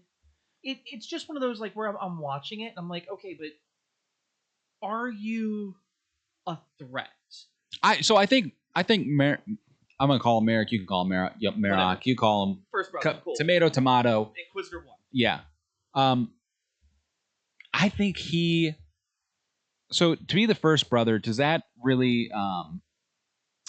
Does that say to you that he was the first Inquisitor that they brought on, or is he just the highest ranking Inquisitor? What does that say to you? I think he's the first one they brought on. Okay. Because I guess you have the Grand Inquisitor too. I don't know if he's like at that point yet. Yeah, the Grand Inquisitor, he should be, because he's like up there almost immediately. Yeah. Because like he's middle management. He is middle management, and I guess Merrick's like a team lead. You know. Oh my god. Take me back to my my lizard days. Jesus. But so like you have that scene while they're keeping Lawson in the interrogation room, where he goes back to where the ambush happened between Maul and Lawson, and is like, recreating the scene with the Force when he's like reaching out, he's like touching the blaster marks and like the lightsaber marks, and he's like, this residue. I'm like, that should just be slag. What dust are you really? I guess you get carbon dust, but no, he's doing the same thing that Cal does though. Really? Yeah. Am I wrong? Like I think he is also doing like the Force Echo thing. Yeah. And maybe Cal's just has a stronger version of it. Probably. I mean, that kid's he's got some ginger. Yeah, he's got some ginger magic in there. But like that was really cool, and I think that kind of signifies that like he's stronger than your average Inquisitor. And like when Thrawn when they get sent out after Ahsoka, it's like oh, I hope and it's like he has never failed. Yeah. And he also does like the ghost dark gust like was Merrick even really there at that like in Ahsoka though, because like he just so even in Tales of the Jedi when she fights the bird beak one, yeah, he also does the same thing. If I had to guess, I thought maybe it was because Merrick was involved with lady what's her name from Ahsoka and the like Night Sisters. Yeah. No, but I don't think he was involved with them. That was before that, right? Yeah. Yeah, that was like that was when the people like were going to go find Thrawn. Like they were trying to figure out where it was. But I mean, like, so, and maybe the Inquisitors are going to be kind of like the new Clone Wars, where it's like, okay, what the fuck is an Inquisitor? Like, we know that they're what bullies. The fuck is a kilometer? Where it's like the Clone Wars, like, it's like, okay, we know what they were, but it's like, well, did they clone Jedi? What were the clone? And now we kind of have them. Yeah. But it's like, okay, do you like get sacrificed to become like you kind of like go through some shit and it's like, oh, you're not. Oh yay! I'm a sacrifice. Sorry. God, I'm gonna Warhammer 40k this, right? You have your Space Marines, and then there's this really smart guy who was like, hey, I found a way to genetically enhance the Space Marines to make them even Space Marine-ier. And he takes the normal Space Marines, which are already like roided up super soldiers, and says, hey, go into here, and this thing is gonna super soldier you. You're going to go double maximum over soldier, and you're going to come out the other side. So I'm wondering if it's like, okay, you're an Inquisitor. Yep. And you're successful. Yep.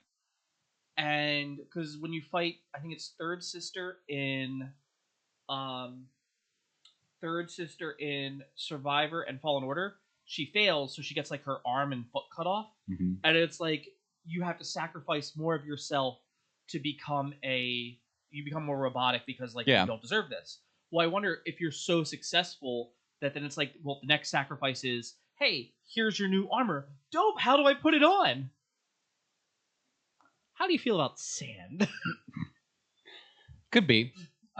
Which is like pure fan theory. This is just me trying to figure out, because it also doesn't feel like they're strong enough in the darks. Like no, well, because they're allowed to be. Yeah, because they're exactly they're like not Sith, they're not Jedi. Yeah, they're just little bullies. That's they're somewhere in between. Yeah, men do it threatening enough to take care of the younger, to make sure that younger Jedi don't come up like that. But in the event that you come across an actual Jedi Master who somehow survived the Purge, then that's when you call Daddy Vader to handle it. So, or even still, it's like, hey, Vader's busy over here looking for this guy. We'll just send 5 or 6 of those things after him. True. Like a war of attrition that Jedi can win. And like maybe the Grand Inquisitor too with him, because he's middle management dude. He doesn't get out of his office. True. He's filling out paperwork. Yeah. Yeah. So like shit hits the fan so fast in the last 2 episodes. They let Lawson out of the interrogation room, and I immediately knew. I was like, he's getting. They're gonna tail him. They're gonna big meows. Yeah, she. Good girl, Pickles. Good girl. She wants to be told that she was good for using litter box. Oh, that's all it is. That's so cute. That's what that is. But yeah, so like they let Lawson out of the interrogation room, and this is all while Uncle Docky is injured and Devin like helping Grandpa out. They're trying to find a way off the planet. But they're like, oh yeah, like you're, whatever, you're free to go, Captain Lawson. Stay close. Yeah. Don't go anywhere. Obviously, the Empire's locking the planet down. Maul's smart because he's hiding in the belly of the underworld of. It looks like this is a planet that's like kind of like Coruscant. 500 years before Coruscant's where it's at now. Yeah. I'm right there with you. It looks a lot like where Ahsoka hid out on Coruscant during the Martez sisters arc. Yeah, like what was it, like level 1613 or whatever? Something it was like the game that. Was supposed to be. Yeah. Oh, 1313 is what you're thinking about. Yeah. She was on 1313. Oh, was she really? Yeah. I didn't realize that. Yeah, she was on 1313. And so you have that subway scene. Like they're trying to catch the metro in DC. That's exactly what I thought. When Devin and Uncle Docky were trying to, get the hell out of the city. First of all, the stormtroopers that like identify them and are like, "Hey, get back here!" and like they like run up into a different subway tunnel, and how like they come running down the stairs. I'm like, "Oh, where'd they go?" It's like they're like hiding right above them on the lights. Like you guys you didn't look up once. One, I do think they could have like if they would have like actually stood back for a moment. Maybe like surveyed the area properly. You guys were not following protocol. Well, I mean, like it'd be like standing above like neon lights with a hood, but they were like leaning over, like, do they see us? Like, what the fuck are you doing? Like, you deserve to be called. You really do. Like, if they would, I think if they stood up there, and were like actually like not doing the like plot device. Yeah. I like that we get to see a flaw of the Jedi mind trick. Yeah. He goes like, "Oh, you've seen my paperwork. We're good to go." Yeah. And the other guy comes up and goes like, "What the fuck are you doing, man? Why'd you do that?" He goes, "I saw their paperwork, and it's like, oh no, someone else noticed and broke it for him." Yep. And was like, "No, you didn't, mother. I was looking at you." And I was like, "Oh my, we haven't seen that. We've never seen a failed Jedi mind trick like that." And I was like, "Oh, that's like we saw, Rey do it. Like, you will do this harder." Yeah. That was such a funny scene in Force Awakens. And drop my weapon. Yep. I was just like, okay. Thank you, James Bond. Yeah. Oh yeah, because that was Daniel Craig, wasn't it? Yeah. Craig did that, yeah. So, and Merrick already knows at this point that like there's multiple sabers involved because when he was doing his recreation of the crime scene, I like how he was looking at that like, oh, that's a pattern of two lightsabers blocking one. Yeah, and like he did the Force Echo, and he could like the blades are clashing. Like obviously Maul's not alone here. I like the idea that he's like, well, could have been two. No, the height difference. Yeah, that's two different people, not one person holding two. In parallel. It was. Yeah, I liked it. It was cool. Yeah. And so obviously, they're like, well, we can't get out of the city. We tried. Mm-hmm. Maybe try another way. I don't know. Well, they do. Well, I'm getting to that point. I'm getting there. Like Captain Lawson, like immediately goes back to check on his son, and he's like, fair, because his son came in to look for him. Oh yeah, and true. And then like Two Boots was like, "Hey, but you need to get out of here." And then Lieutenant Douchebag is just like, "Why is there a kid in here?" It's like, "Oh, it's Lawson's kid." Yeah. How did he get in here? All right. So he walks in, and there's a stormtrooper at the guard, and he walks right by that stormtrooper, and the stormtrooper doesn't move, and I'm like, no, go fire that stormtrooper. Don't talk to Two Boots. Yeah. Go talk to that guy over there. Your guy's on guard. Yeah. Poor security, but stormtroopers, yeah. Yeah, because he called Mom too during that time. Yeah, that's when we got. Like, oh, Mom's in the Empire, no rank. Yeah, well, and she was mentioned as being in the Empire or working for the Empire in a previous. I thought she just moved away or worked. No, I think. I want to say it was the conversation between Daki and Lawson maybe at the arena. game or something like that. It was A concerned uncle. Yeah. yeah. And so when I talk about how like shit really hit the fan so quickly when he gets back to the apartment, he's like checking on his son. Hey, Dad. Yeah, like the second he said that, I was either the Empire's there with him, which I thought that's where my thought went to first. I was like, crap, think the Empire's holding his kid hostage now. I thought it was going to be his mom in her Empire outfit. Oh, you think so? Yeah, well, because it wouldn't be Merrick because that'd be terrifying. Yeah. It wouldn't be the lieutenant. Yeah. So I was like, it's either going to be his mom. That's more terrifying. You don't want to see your you don't want to see your ex-wife there. Oh my god, yeah. It was. I'll take Merrick over the ex-wife anytime. Sorry. And when I saw them, I was like, okay, no, that's the only other choice. It was either his mom, or these two. Hey, an escaped prisoner in Devon because the charges against her are still there, and then Uncle Daki. Hey. I like how he's just like, oh, like this is the actual worst place you guys could be. Are you kidding me right now? Yeah, this went terrible. Yeah. And I like how it was like, oh, like, hey, like we need to lie low for a little bit. And Lawson's like, I just got to be interrogated, guy. Like, I'm not the guy you go to lay low. And you have the scene like Daki and Lawson have to have a chat, so they send like Devin's like what's Lawson's son's name? I'm forgetting the. It's such a sports son name too. It's Riley. Riley, thank you. Yeah, it's just come on, Riley. The adults need to talk. Yeah. And I was just like, and then he's like trying to clean up his room real quick. And she's like, I bet we had a different like she was so and I'm like somebody who went and joined the military, and then went back to high school because I was a dumbass, and like finished not dumbass to finish high school, but you want to sit there and be told you will call me ma'am, I've earned this respect. I'm like, motherfucker, I went through basic training. Yeah, I literally trained how to kill people. That's all they teach you how to do is follow orders and do this. Yeah, and you're like, good soldiers follow orders. You're gonna sit here and try to tell me about how your bullshit story about whatever the fuck matters. Yeah. Don't let your kids don't let people do the STOW program. You need to be 18 years old, out of high school, to join the military. That is as young as I will take it. Do not let them sign up at 17. Don't let them finish high school in the military. Life advice from Wrong Button. Yeah. Don't do that. Yeah, and he's like, oh, because pretty girl in my room all of a sudden. Hello. Yeah. Hey, you one of them Twi'lek girls.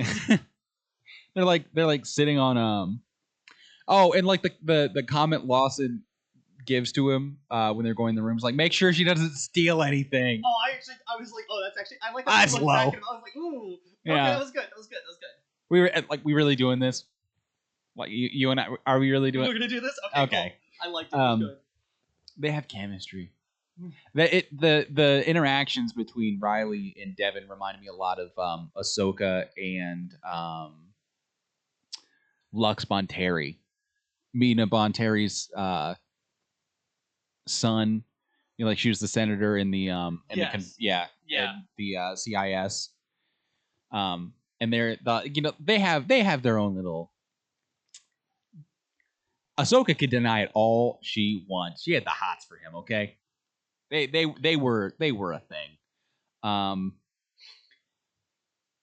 But yeah, like different upbringings, you could tell they're very much kids. He's nervous. But I was also like, did he already know that they were Jedi? Like, did they announce themselves like that? Because like her lightsaber is just like on her thigh the entire time. Yeah. And I'm like, you should probably cover that up, Devin. Like, come on. Like, can't be showing people your lightsaber like that. I mean, I also think at this point she's like, I need easy access. Like, I think at this point, easy access was more prudent than. Is that a lightsaber in your pants, or are you just excited to see me? Ooh, we'll see if it ignites.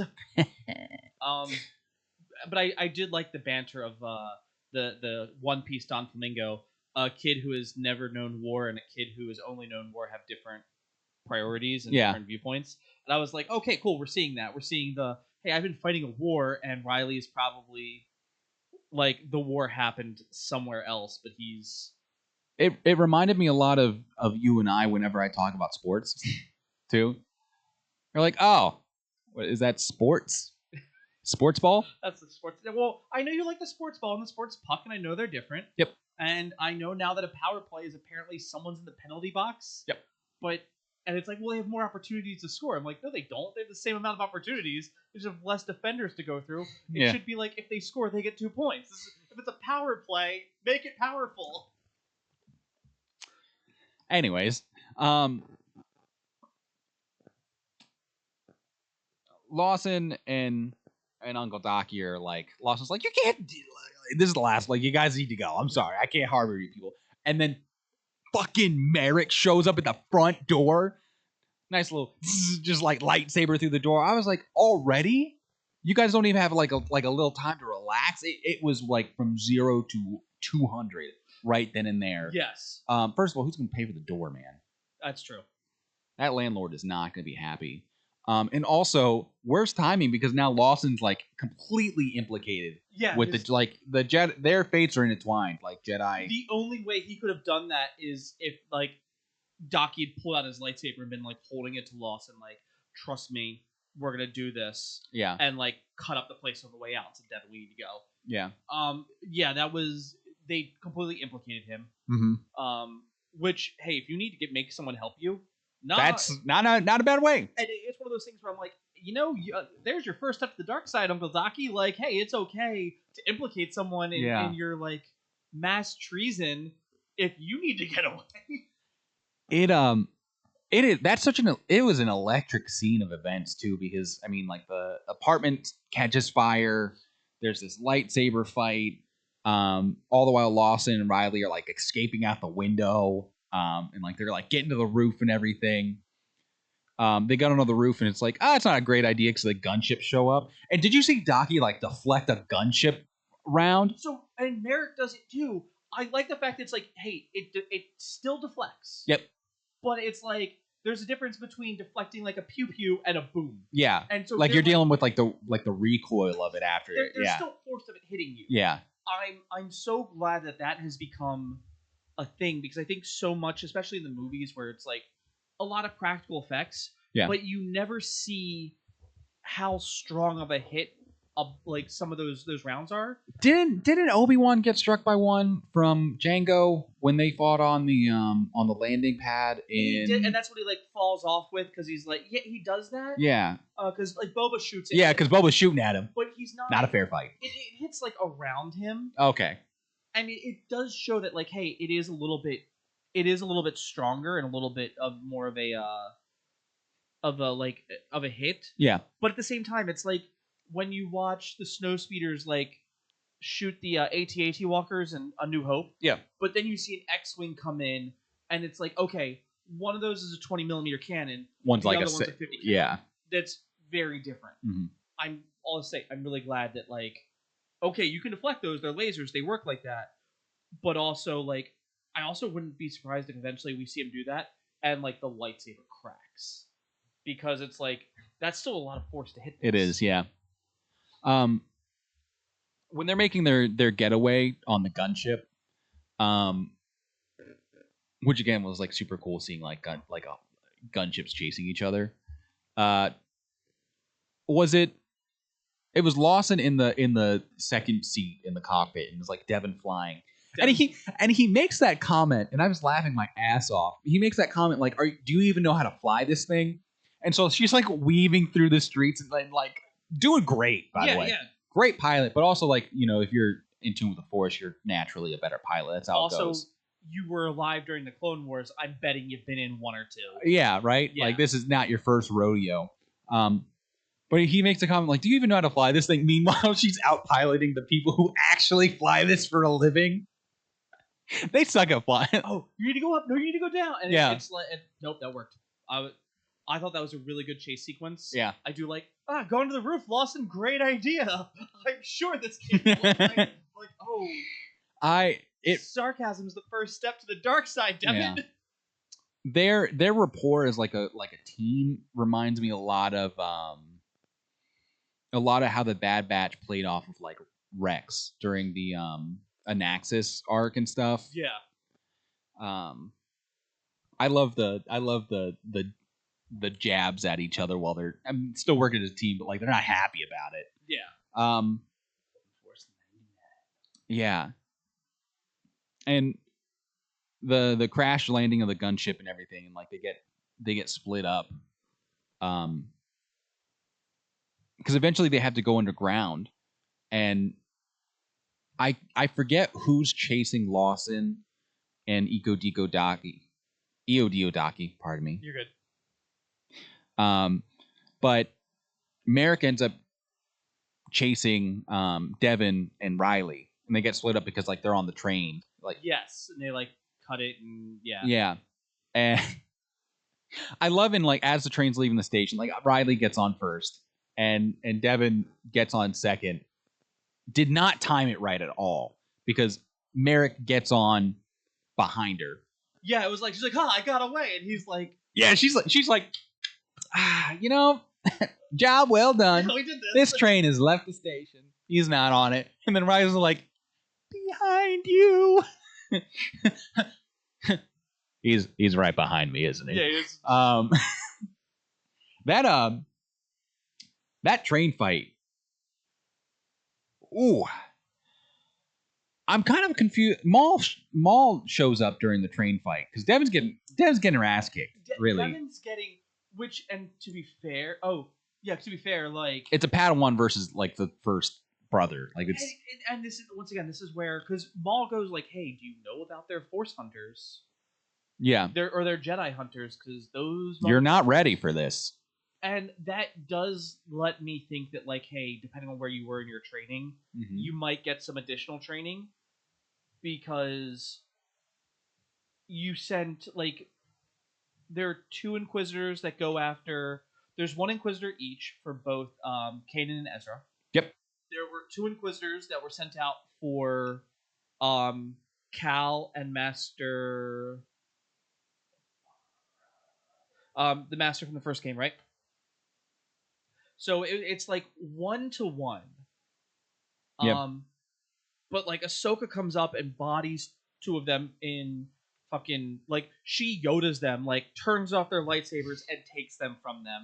Yep. And is like, nah, bitch. Thank you, gentlemen. Like, oh god, it was such a good callback to like Yoda, like going like, hey Ventress, you think kid, you got some moxie, but not gonna work here. These are mine.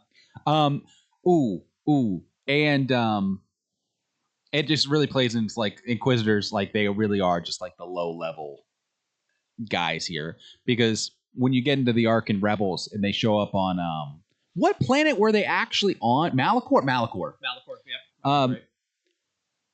Because Maul makes quick work of them, Ahsoka makes quick work of them.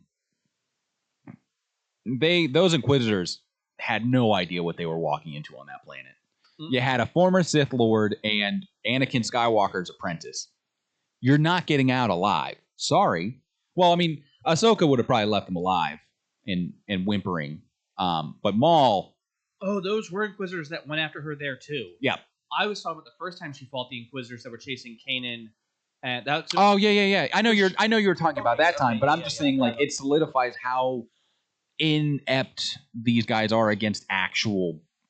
You know, and maybe it's one of those things like there are some strong ones, yeah, and like, but strong ones, sure, but you're not stacking up against Maul or Ahsoka. Yeah, but it's also like, okay, you got some strong ones, but there's probably infighting because we saw always that in Kenobi. Saw that in Kenobi. Saw that in Tales too. They're going to foster the infighting because you can't have one of them become too strong. Yep. So I think it's like, hey, as time goes on, drama. The like the talent pool starts to really wane. Decline. It's yeah. Like, send out 12 Inquisitors. Sir, I don't think we need. No, they can only do force push, except for that one. She can kind of grab feet. Yeah. And it's like, what? Yeah, it's Maul showing up on the train and watching. Where's Maul? I'm right here. Yeah. Oh!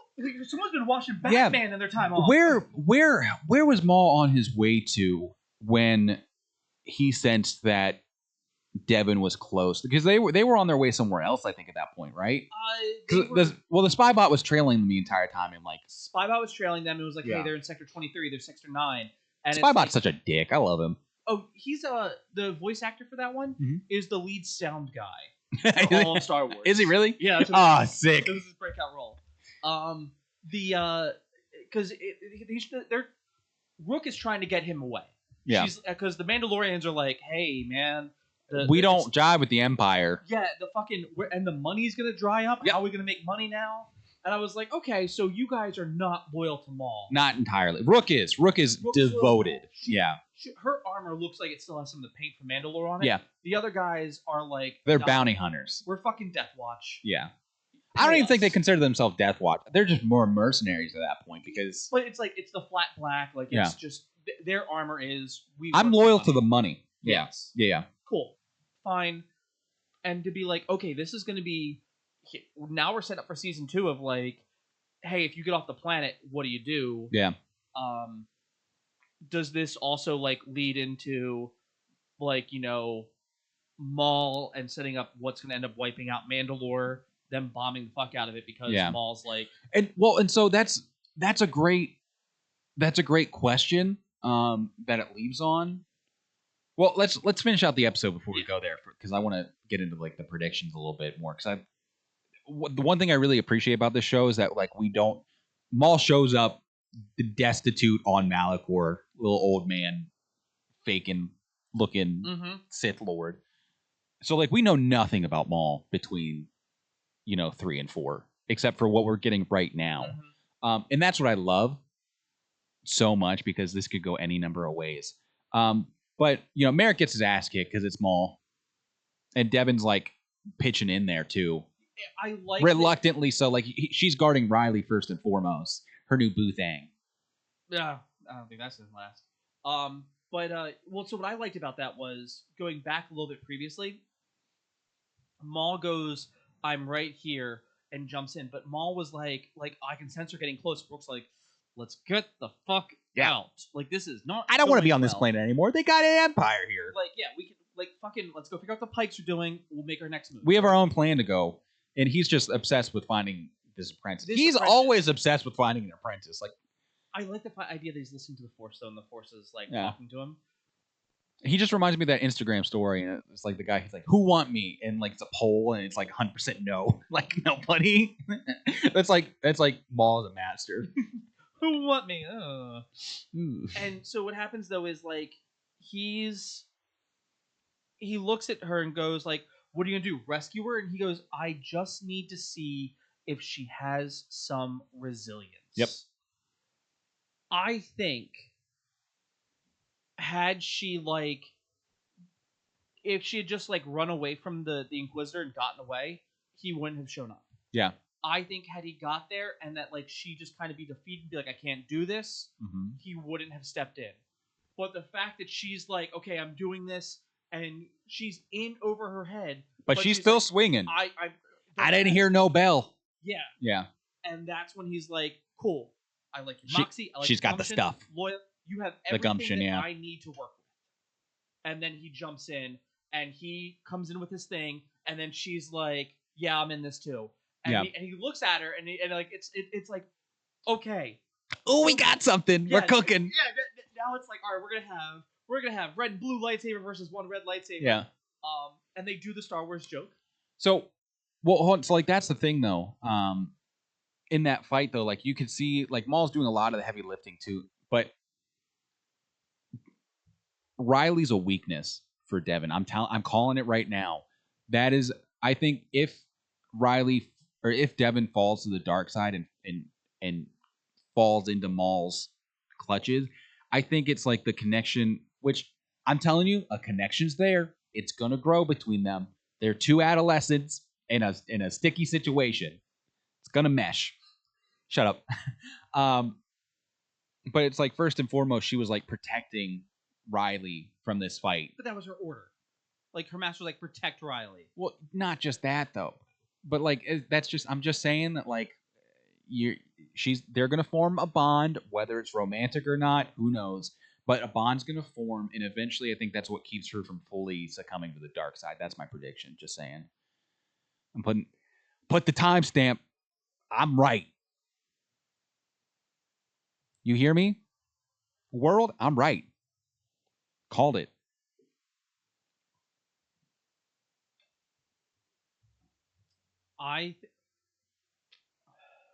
Also, I think you're 100% right that like Uncle Docky's dying because of that kick. Oh yeah, that kick is. I'm with you right there. Yeah, like, that makes so much sense. He's got broken rib, crack ribbed, and and old. And now also I diagnose you with old. And now also running. Yeah. I still think, because the whole time is like she's like, we can fight, we should do this, we need to figure something out. Yeah. And he's like, no, we need to survive. Yeah. And he's playing the long game still, which I appreciate. He is. Big picture. Maul is like, surviving's not living. Nope. Like, also right. Also very right. I think it's still going to turn into Uncle Docky is going to make a choice to like protect them over her.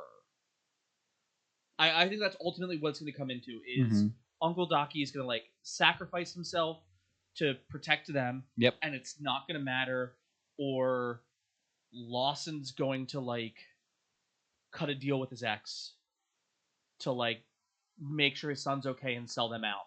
And that's going to be the man. Like, could be. I could see it though. I could see it. Because he's got to protect his own kid. And yeah. I'm not that's even mad at that. No, because I mean, like that's your son. That's your life. Especially considering the rest of your life is completely ruined now. So. Oh yeah, like your only chance is hopefully you're not going back. Can do something for you, make you on the backwater. But I think ultimately it is going to be Uncle Docky is going to choose to help them and not help, or he's going to choose to help Lawson and his son and not help himself and his Padawan. And it's going to be something where it's like they ultimately expend all this energy and have nothing to show for it, and they're still on the run. Yep. And I think she's going to be like, this is now not fair to us. I like that there are stakes too, because outside of Maul, and I guess Merrick to an extent, but Merrick's like a cloud of dust in Ahsoka, so that's weird. His fate's not guaranteed. The only fate that's guaranteed in the show is Maul's. Like we know Maul makes it out somehow. Yes. Everybody else though, it's like they could die at any point. The stakes are very high. Who do we think Merrick is talking to at the end of the episode? And also, I was like, okay, cool, we're gonna get there. Who's he talking to? First of all, I love how he's like, Maul's in league with 2 Jedi. Guys, I said Maul is in league with 2 Jedi. Which, first of all, no, they're not. No, they're not. 2 different people, 2 different groups. They both just happen to be fighting you. Yeah. At first, I was thinking Vader, because like the Inquisitors report to Vader, but then I was like, I didn't hear the breathing. He cannot hold his breath that long. I really think it's the Grand Inquisitor he's talking to. I think it's Thrawn. That could be. Because like, was Thrawn before or after the Inquisitors? During. Thrawn's a part of the Empire in. When did he show up in Republic? I'm sorry, in Rebels. Did he show up before or after the Inquisitor arc? I thought it was after the Inquisitor arc. After. Okay. So, like, Merrick could be like fucking off over here. Yeah. Thrawn. Yeah. Yeah. Because I mean, Thrawn gains a lot of power, and like he's in his power gaining phase, currying for favor and stuff like that, and whatnot. So Thrawn would be cool, but I really think it's the Grand Inquisitor, because if you think about like you follow the chain of command, that's kind of where it goes. Also, I thought I could make it this far. I could use the bathroom. Oh, sorry. Right back.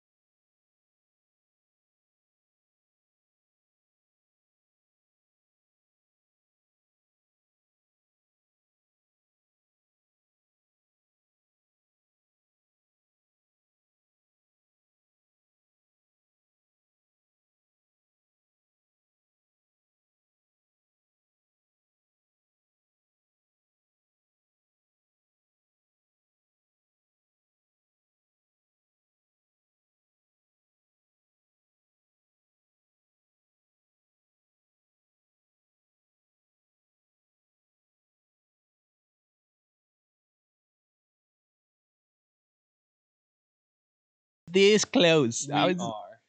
was so close to the end. There we go. All right. Me? Yeah. What? Oh, it is me. That is you. I was like, is that you? I was like, why are we getting that feedback? Oh no, it was me and my menacing voice. You me throwing my your voice? Yeah. You didn't sound like a crate dragon though, so you need to work on that. No, it's actually I was just playing myself through a beatbox to give me like the evil effect. But yeah, we for the people that got alive was just me having to use the restroom. The people on the pod will never know what happened. They'll never know there was a time break.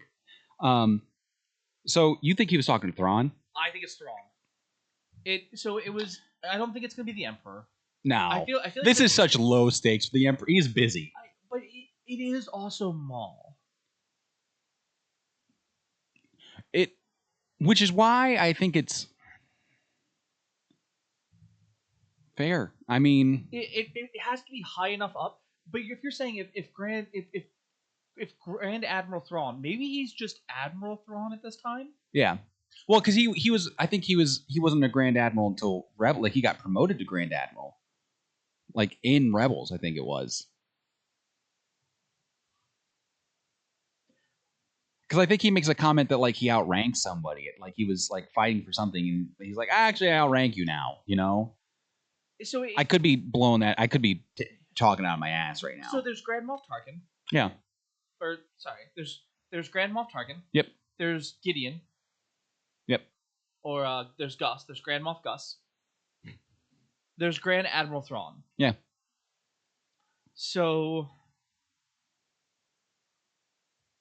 if we're saying okay, well, one we have to explain where Maul was and how he gets from end of Clone Wars. Mm-hmm. So I'm thinking we have 3 seasons. Okay. We have season 1, Finding Devin. Yep.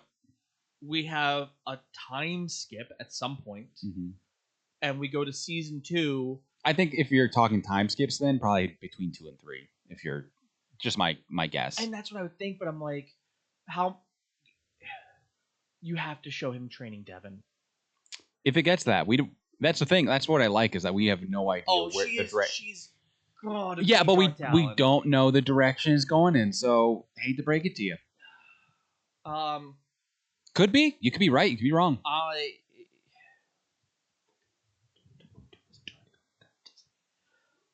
That's one thing I really appreciate about us doing this podcast, like right around the weekend. I love that Maul's on Monday. Yeah, it is such a great way to start the week. Yeah, and it's like I think this week I watched it like twice because I watched it and Miss Blake came back and we were watching together. I am. So we got 4 more episodes.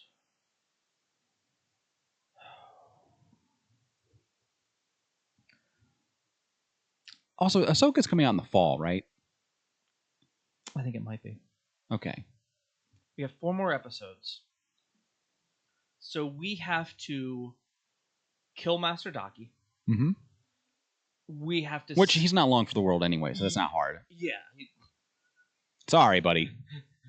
You ain't got much to you, man. I'm sorry. Okay, so we have to get through Master Daki.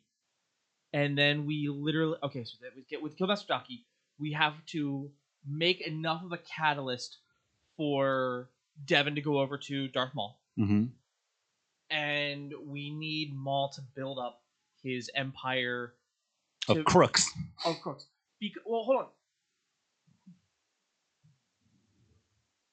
He had the Darksaber in Clone Wars, but he doesn't have it.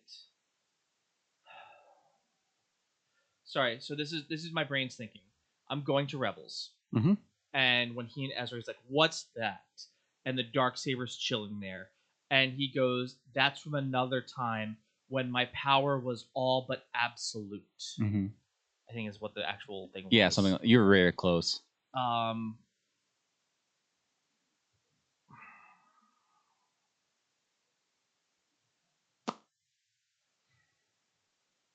So he does. That means he probably already has the Darksaber, but because this is the weird spot, because we're now trying to figure out what level was he at the end of Solo. Yeah. Where does Solo line up with where Maul is before Rebels? Yeah. I think if we're going to do this, it's either going to be I think he's talking to Thrawn. I think Thrawn trusts Merrick and like kind of cuts a deal with him to be like he's like personal inquisitor, basically. You cannot be Darth Vader. You will never be Darth Vader. Yeah. But you and I, maybe we could do this together, and he sees enough of the latent abilities in Merrick. Yeah. That's my only logical thing. I think it's Thrawn. I'm just following the chain of command, which tells me Grand Inquisitor. Like that's, but I mean, could be like originally I said a few minutes ago that like the Emperor's busy with like, small potatoes, but then again, it's his former apprentice and a Jedi Master together. That's starting to rope it in. I mean, I think that's at least like that's call your boss's boss level kind of deal. I just don't think it's Vader because like I feel like we would have heard. I feel like you would have heard it. I don't think that man Vader. That man cannot hold his breath that long. It's also like it's now AI generated Vader. As in, like, it's not James Earl Jones anymore. Yeah, they gave the license to like use his voice for things, which is why like I think in like Star Wars Rebels and everything else, like Star Wars Jedi Survivor and Fallen Order, he's very quiet. Okay, I'm gonna throw out one more Hail Mary. He called the X, and she works for Thrawn. That would be. That'd be such a sucky reveal, though, because like here we are, we're all like, "Ooh, he's talking to somebody big," and then it's his fucking ex-wife. That makes a lot of sense, though. That makes a lot of sense because it's obviously like when Riley calls her, it's obvious she's working on something big. I have to go back to work. Yeah, she's being called away actively, so like she's working on. So she needs to be important enough that she can walk away from her desk. Yeah. But not so important that she can be like, hey guys, like I either need to leave, or she could also just be very career. I'm gonna go with Mom, and I'm gonna go with Mom is in Thrawn's entourage. Or it could be Gideon's entourage, honestly. Could be. The only reason I'm saying Thrawn is because we have Ahsoka. And if he's just Admiral Thrawn at this point in time, or maybe like Rear Admiral Thrawn, or like just he is not the Thrawn we know yet, and we're early enough into this. Morgan Elsbeth, by the way, remembered the night, the in Ahsoka. That's the becomes a Night Sister is the witch. Yep. Yeah, I'm gonna go with the Mom. I'm gonna lock in Mom. Final answer. And then it's going to be Thrawn. I don't think it's going to be Gideon. Because it's going to bring in the thing is like, okay. Oh yeah, I'll give you the two guesses. Go ahead, and you said it's either going to be the Mom or Thrawn. For me, I think it's either going to be the Grand Inquisitor, or I like the Mom answer. That really is a solid answer. I'm going to say it's either the Grand Inquisitor or. As much as I want to say it's the Emperor, I don't think Merrick got the Emperor on speed dial like that. No offense. There's a chain of command you got to follow. That you don't just that's never been an established thing. Yeah. I think the only one who ends up getting the Emperor on speed dial besides Vader, and we all know that Palps doesn't even like to answer Vader half the time. Yeah. In my canon for Sidious is just the robot chicken Sidious. So much. Why don't you hire a bounty hunter? You have so much stress. Collect call from Lord Vader. I gotta take this. Hey Vader, what's up? Because Sidious never really got over the fact that he got barbecued by Obi-Wan. He really didn't see that one coming. Yeah. But my second answer, I think, defaults to Vader just because if it's if I'm not calling my boss, I'm calling my boss's boss. So I come back next week to see who's right.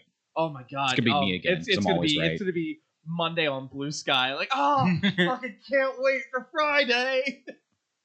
I'm sick. I can't do the next podcast. We'll do we will video call this one. Yeah. Mom is a really good answer. I like. I really. That's I'm sorry. Grand Inquisitor is a good answer.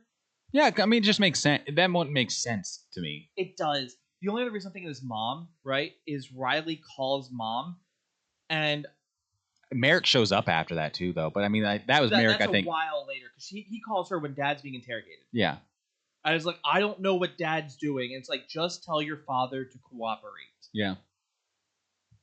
And it kind of looked like he called from a landline and she was on a cell phone. Yeah. Now, I don't know how good cell phones are. But that being said, I think she has to be kind of close. So I was gonna actually expand on your theory of it being Mom, which again I really like that answer. I don't know if anybody else has predicted that or not, but they let Lawson go after Riley called his mom. Coincidence? I think not. You think she called and pulled some strings? Yeah, I said maybe she was release him, but tail him, you know. But then again, I don't know if she put her son in that kind of danger, you know. Hey, don't let. I want full custody of my kid. You can have my ex. Yeah, but yeah, could be. Is there a Riley character that we see in anywhere later on? No, not that I can think of. Okay. Oh, you want me to give you? Okay, hold on. I'm gonna give you the new plot point. We're like this is we're in the writer's room. Here's new plot point for you. All right, here we go. Docky is the linchpin. Mm-hmm. Devin does something that puts Riley in direct danger. Okay. All right. Docky tries to protect tries to protect Riley and his dad. Mm-hmm. Both Lawson and Docky die. Devin sees Docky as betraying him by not going with him. Lawson sees Devin as the bad guy because of... Riley sees Devin as the bad guy because it got her dad killed. Calls it, got his dad killed. He goes, you know what, Mom? You're right. The Empire's not that bad. Send me the Academy. Devin goes to Maul and goes, hey, you're right. The Jedi don't have the teachings there. And now we get two evils that are fighting because the enemy of my enemy does not make you my friend or my ally. It just means we're all enemies. Which has been the theme throughout the show so far, because Docky said just because we're fighting we're against the Empire doesn't mean Maul's ever going to be our ally. It's never going to happen. So we'll have to see. I mean, we got 4 episodes left, a little bit of under 2 hours probably of Maul before the next season. So because I mean the episodes are 3 years from now. No, next year I would say. Oh, you think so? Yeah, because I mean it didn't take that. One, it's animated, and 2, it's. I mean, we got Bad Batch every year.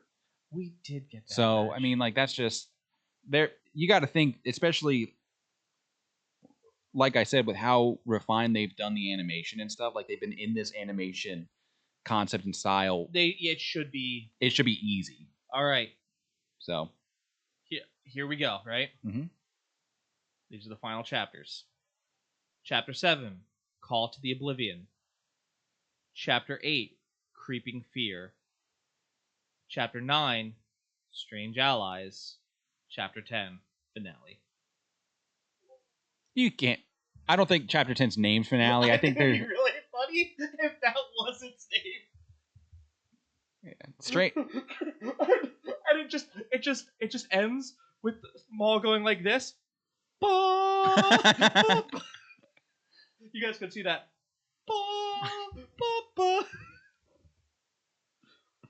Maul in his jukebox.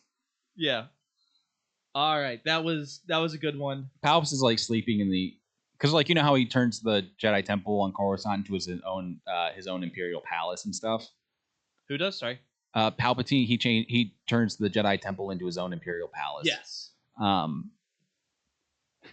Be funny. Maul shows up on Coruscant. He's like outside the window with a boombox above his head, and it's playing Duel of Fates. Like, take me back, Master. I want to be yours again. In your eyes. Yeah. But hey, everyone, thank you guys so much for joining us. Tyler, this is going to be coming out on Saturday. So we actually just hit 550 subscribers on YouTube. Damn. Thank you guys all so much for subscribing to us and listening to us. Thanks everyone, all the new followers for the podcast and all the new downloaders. Yeah, you guys are all right, I guess. If you guys have gotten this far into it, I think that's a yes, as we've babbled on about this.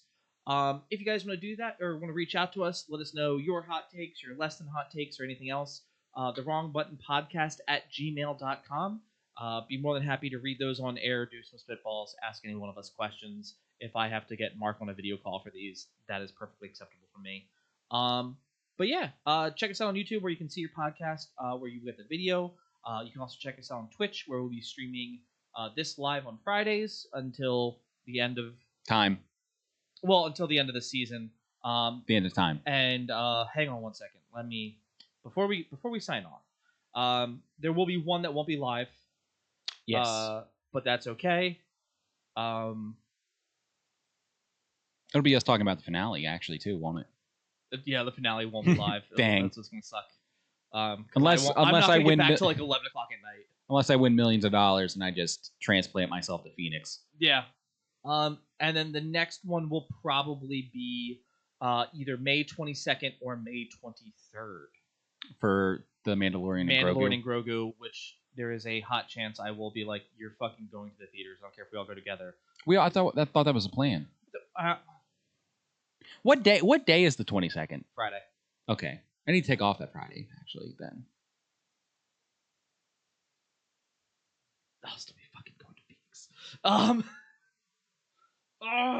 Oh, when it comes out? Yeah, I'll be coming. I might be coming back like first thing that morning, so it might be a Saturday or a Sunday thing. I don't know. Oh. I will. I mean, like I said, I'll take the day off of work. I'll drag you off that plane and into the theater myself. Yeah, but the problem is it's a 12-hour flight for me to get from Phoenix to here. Layovers and stuff, right? 4-hour layovers. Oh, bad. In Atlanta. Always Atlanta. But yeah, thank you guys so much for checking out with us. The true gauntlet of evil. I don't know what I do later. For a 4-hour layover, I get good food. Yeah. Thank you guys. we were in the sign off, and then we are like, actually, let's just do a little quick planning here. But yeah, there will be a Mandalorian Grogu episode. After that, once we finish all that, Mark and I will be back with some more One Piece to do our time skip jump and the fake Straw Hats arc that we'll cover and talk designs and stuff like that. Remember, you're all winners out there. Keep it weird. Have a fantastic rest of your day, everybody. Mwah.